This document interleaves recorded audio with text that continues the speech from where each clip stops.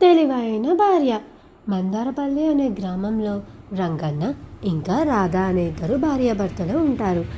రాధ చాలా తెలివైన అమ్మాయి, ఇంకా రంగన్న అంత తెలివితేటలు లేని వ్యక్తి.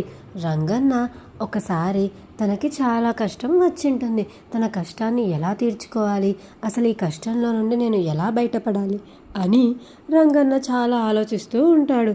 అంతలా ఆలోచిస్తున్న రంగన్న దగ్గరికి తన భార్య వచ్చి ఇలా అంటుంది, ఏంటండి, ఎందుకు అలా ఉన్నారు, ఎందుకు మీరు అంతలా బాధపడుతున్నారు, మీ బాధకు గల కారణం ఏమిటి అని చెప్పి రాధ అడుగుతుంది.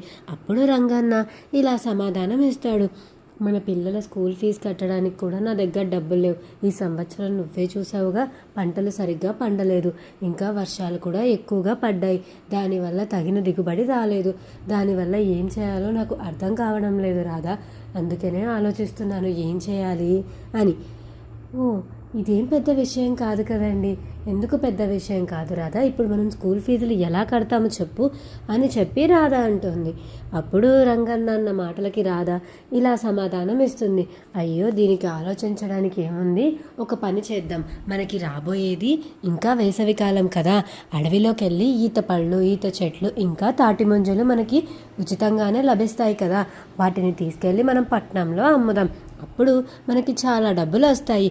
వచ్చే డబ్బులతో మనం మన పిల్లల స్కూల్ ఫీజులని చక్కగా కడతాము. అప్పుడు ఏ కష్టం మనకు ఉండదు కదండి అని చెప్పి రాధ సలహా ఇస్తుంది. రాధ ఇచ్చిన సలహా నచ్చిన తన భర్త, అవును నువ్వు చెప్పింది కూడా నిజమే, నాకు చాలా చక్కదైన సలహాలా అనిపిస్తుంది. అయినా రాధా, నీ తెలివితేటల్ని మెచ్చుకోకుండా ఉండలేకపోతున్నాను సుమి. నీ దగ్గర ఎప్పుడు చూసినా ఇంత అద్భుతమైన ఆలోచనలు, ఇంత అద్భుతమైన సలహాలు అసలు ఎక్కడి నుంచి ఇస్తావు నువ్వు అని చెప్పి రంగన్న రాధని చాలా మెచ్చుకుంటాడు.